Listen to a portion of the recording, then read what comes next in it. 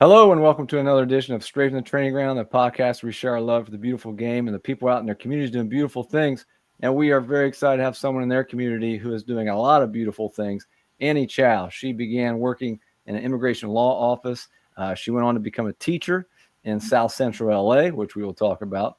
She earned her master's in public administration from USC. She went on to work with the LA Parks and Recs Department. That kind of motivated her to start her own nonprofit, the Light Project. She is also the project manager for the UPSL team, the LA Legacy. And in her free time, she's also an actress and has won some film awards at film festivals. So, Annie, thank you so much for joining us. Well, thank you. I appreciate being on here. And I love soccer, not just like it. Well, that's great. Well, you came to the right place. So, as we were talking about a little bit off camera, I think you're you have this great diverse background, and I kind of butchered a little bit there, so I apologize. But you've been involved in so many things, which we'll try to highlight here in our interview. But you also just love to go out and play as an adult, and that's kind of what connected us through Instagram. Is that you just go out and play as an adult, get in some intramural, co-ed games, and that's what I love. So. First of all, why don't you tell everybody about what was your childhood like growing up? Was soccer very involved, sports involved with your family? What was that like? No, I wasn't. It wasn't very involved. Most kids had that extracurricular soccer, baseball, swimming. My parents, I didn't have any. I didn't participate in any of those sports. It wasn't until middle school, joined the basketball team for eighth grade, and then later in high school, it was just cross country. 1 year of soccer, but I really didn't know even how to play soccer. I tripped over the goalie, and that's all I remember about soccer back then. But yeah, I had two older brothers. Older brothers don't really want to play with their sisters, so not many sports, But I think I was skateboarding actually, like trying to fit in with my brothers, but that's about it. Yeah, well, that's very cool. But then later on, you obviously got involved at some point. So what was it that kind of drew you to soccer? And then, like I said, now as an adult, as a parent, just going out there and playing in some co-ed games, every week for fun and for exercise. Right. Yeah. So it was like my kids had played. I have a teenager, a 16-year-old daughter, and a 13-year-old son. And so they played since they were like 5 and 7. So it's been around for a while, but I didn't really fall in love with it until like 2 years ago. I don't know what it was. It's just that I think after seeing my son, I get to play with them during their practices. I jump in as the parent playing, and then I started, really enjoying it. And so that's kind of how it started. And then, just went to the pitch by myself and started just practicing and kicking the ball. Started juggling on my own, and just, I think I fell in love with it too, because it's a team sport. You get to meet people from all over the world, especially when I travel. You talk about football, and it's like it lights them up because I can use like the Google app and like translate, and we talk about football. So that's what I love about football. Absolutely. The beautiful game, and you can strike up a conversation just about anywhere in the world if you know a little bit about soccer. That's definitely true. So I'm a teacher, as we talked about, myself. I'm a high school coach and a club coach.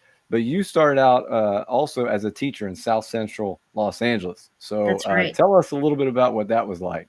Well, first, like you said, I was working in the immigration law office, and I felt like I wanted to do more to help people. So I thought, okay, let's go into teaching. So when I actually started teaching in South Central, I had an opportunity to work in like more like affluent areas like Beverly Hills and that kind of thing. But I wanted to work in South Central. During that time, I didn't even have my teaching credential, but they had a program that allowed you to get your credential while teaching. And so that really was amazing. Taught for 3 years, fifth grade and third grade. But then I knew that I wanted to come back one day to teach and see what other opportunities were out there. So while I was there, I decided to get my master's in public administration because I thought maybe I can help people in the local government area by doing that. So in public administration, you can either work with nonprofits or in local government. So I worked with the city of Parks and Recs, and then ended up finding myself doing construction. But but not nonprofit. But now I have the Light Project, which is a nonprofit, utilizing what I learned in my master's program. And so along your journey, that kind of inspired you, I'm sure, maybe as a teacher, being around those kids in that area, and then also with your experiences there to start your own nonprofit. So why don't you tell everybody a little bit about what that is and what you're trying to do with that. I'll pull up some information here from your Instagram while you do that. Okay, so the Light Project was started because it was actually inspired by a friend that I know. He played for the national team in Iran. So when I was talking with him, he shared with me his experience of how he made it. He was living in the streets, and then he ended up. His friends told him to go try to go to a tryout, and so he snuck on the bus. He went there. He had he didn't have new cleats. Everyone had their parents with them. Everyone had new gear. And then eventually, when he made it to the next level, every level, one of the coaches asked him, they asked him, "What club do you play for?" And he said, "What do you mean, what club do you play for?" Because he's like, "I thought there was only clubs for adults." And so that made me realize that how many other kids are out there that don't know about these club opportunities. One, maybe it's not available in their neighborhood, or two, that they don't have money to join a club. And that's what I'm seeing nowadays is that, club with the pay to play system, it's expensive to be a part of it. The Light Project was formed to help give opportunities for all. And it's professional quality, educational, and soccer opportunities for all. And what we've done, during the summer of last year, we gave free training on Saturdays for kids, and we had probably like 14 to 16-year-old kids come out. It was nice. They had an opportunity. We got some training, and we had some scrimmages. And then also we did, I helped spearhead the LA Together Cup 2025, which was actually for when the fire was happening in LA. And so we opened it up to everyone. So we gave opportunity for people to come play futsal. It was a tournament. It was great. We had Ready to Strike donated soccer balls, and we had all these players that from professional level to semi-pro that came out, gave autographs, and it was just a really good turnout. People started donating jerseys to me, balls, used gear, and so we helped donate that to an orphanage in Tijuana, also to Mali, Africa, as well as the Pele Foundation here in LA. Wow, that's amazing. I love hearing that kind of stuff. Obviously, here at Straight from the Training Ground, we love those kind of organizations and people out there like you that are trying to do those things. It's very unfortunate, the model right now in the United States for youth soccer. I feel very passionate about that myself, and the fact that it excludes so many kids right off the bat financially, or because of travel and the commitment that's required and all those kind of things. So really love just hearing you go out there and do whatever you can in your community to help with those things. That's what we're all about too. So that's amazing. So along those lines, free time, I don't know how you have free time, but you're also working with the LA Legacy. Tell everybody a little bit about what that is and how did you get involved with that? Yeah, so the through Instagram, I guess people can see my passion for the game. So the owner of it was the Anaheim Legacy. He had reached out to me, and so we are trying to form the LA Legacy, a UPSL team here in Los Angeles, and also provide youth academy for kids. And so, yeah, we're going to try to get that started soon. Very awesome. We'll stay tuned for more later on. Yes, Thank exactly. you. So with that being said, you emailed me a lot of your information and all these things you've been a part of, and you said you stumbled into acting. How does one stumble into acting? Okay, so it's funny. I was pretty shy when I was in high school, and I really wanted to join the drama club, but I didn't. But then it was my 16-year-old daughter. She started modeling when she was 2 years old, doing modeling and acting. And it was one day when she was like 4 years old. They said, "Hey, Mom, can you come in here? Can you pretend that she's fallen off a tree?" And I was like, they're like, "Just scream her name." And I'm like, okay. I'm like, "Olivia," right? And they're like, no, try it again. Say like Olivia, like she's really fallen out. So I'm like, "Olivia." And then all of a sudden I started sweating. I started shaking. My heart started like beating, and I couldn't, like, I was scared. Like I was nervous that she was falling out of a tree. And I was like, oh, I love this. It's a great feeling.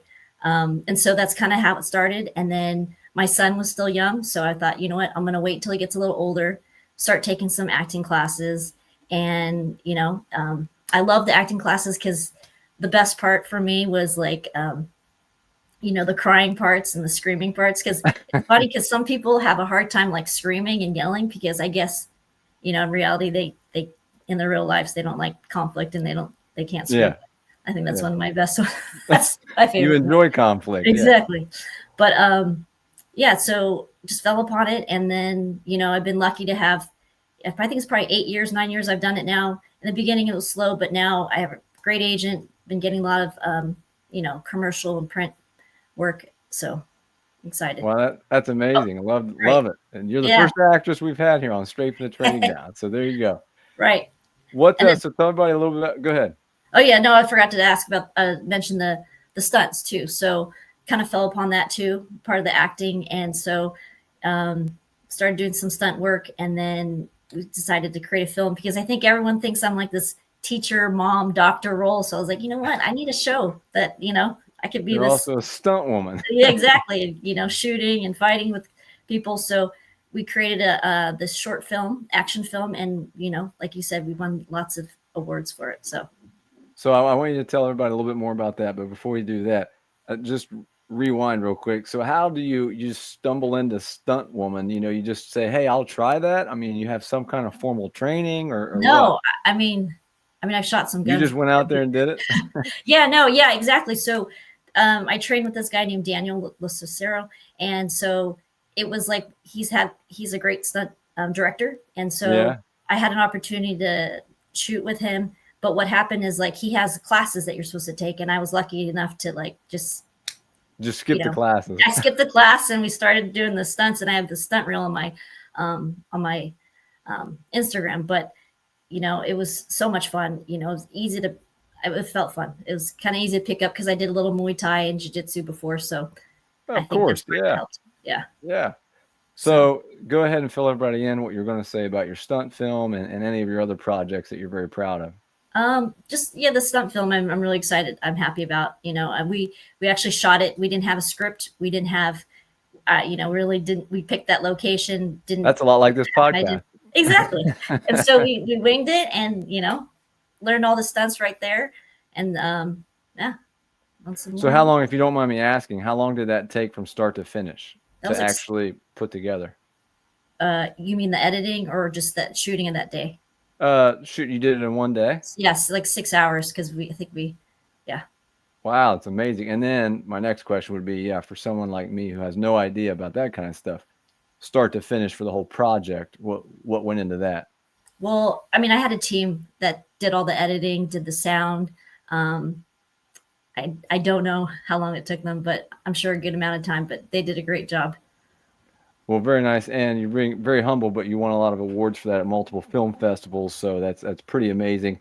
On top of all the other things that you're involved in, as an adult, we talked about you just kind of love to still go out there and play a little bit. Yeah. What does soccer give you?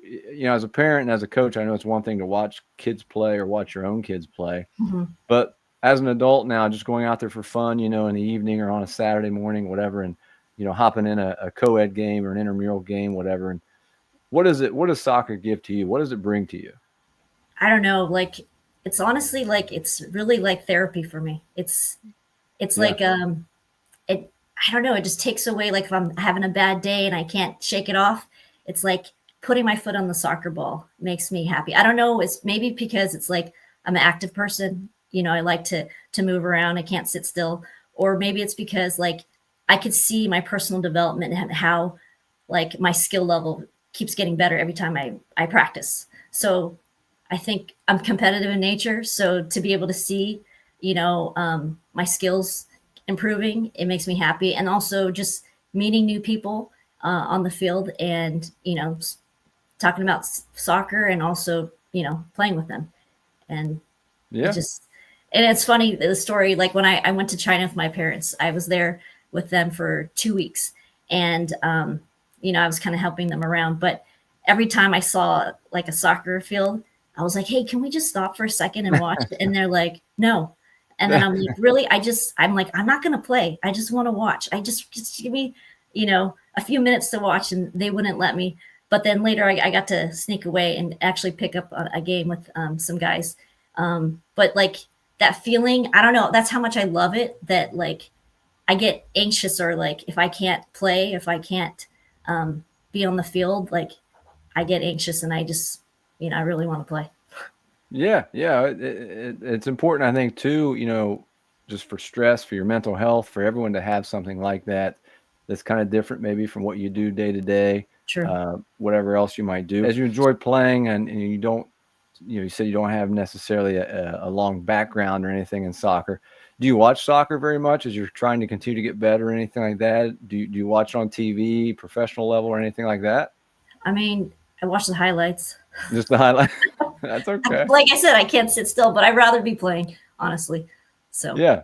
yeah. No, that's okay. I get it. And with what you're talking about in China, and to me, that's the purest form of soccer. Right? That's what I really feel this country is missing the most. Is that, like you said, walking by a park, a playground, a basketball court, and just some pickup games going on. Hmm. Whether it's 5v5, whatever it might be. To me, that's soccer in its purest form. Just people out there of all ages Right. playing. Different backgrounds, and they're just playing for the love of the game, having fun. Exactly. So, again, Annie Chow, woman of many hidden talents, stunt woman, elementary teacher, actress, soccer, soon to be aficionado. There you go. And so we really appreciate all your time. One last question, Annie, before we Yes. get you out of here. In the future, I want to go back to your nonprofit real quick. In a perfect world, what would be your goal? What would you love to accomplish with your nonprofit, the Light Project?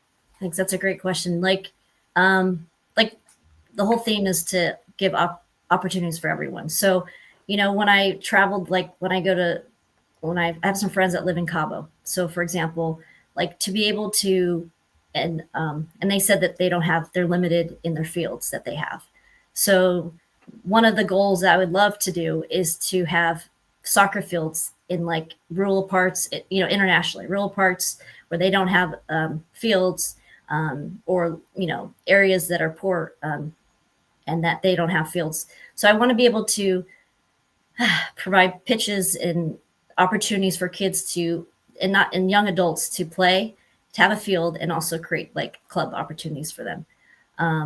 Not only that, I also would like to have like, another part is to give scholarships to kids that cannot afford to, um, the club system. And so, either partial scholarships or full scholarships for kids that are really talented that can make it to a club team but don't have the opportunity. Because I feel like you can't get recognized unless you're part of the club team movement. Well, in the US, for example. Yeah. And then also, one of my dreams before was to create a semi-pro team with this, but pick talented raw talented raw talent, internationally, just kind of find them in the streets and, give them the opportunity to play on a team. And then also, lastly, is to just really bring the love of the game, because I feel like when I go different places, I talk to my friends that live in different countries. They say like there's not many kids playing outside anymore, Yeah. with the soccer ball, and that kind of breaks my heart, because it's like they love watching it, but then they're not playing because they're playing video games now. So They're on their phones. exactly. So I think that's Well, about it. Yeah. well, those are some amazing goals, and I can't wait for you to accomplish those things. I'm sure that you will. And Thanks. here at Straight from the Training Ground, just love hearing that. I don't even know what to say, because those are the same things I'm very passionate about as well. And it's just amazing to hear someone like you in your community trying to do those things, like you said, because even a little bit of financial help, it doesn't have to be a full scholarship, but even a little bit of financial help to some kids, even if it's just a handful of kids, that Right. might make the difference in helping getting them started in a club, Mm-hmm. and might help them later on, reach their goals as a player. So again, Annie Chow, make sure you follow her, check her out on Instagram. We'll put all the links down below. Make sure you like and subscribe our channel. That helps us out. And check out all the amazing things that she's doing for soccer in her community. Well, thank you so much. I appreciate it.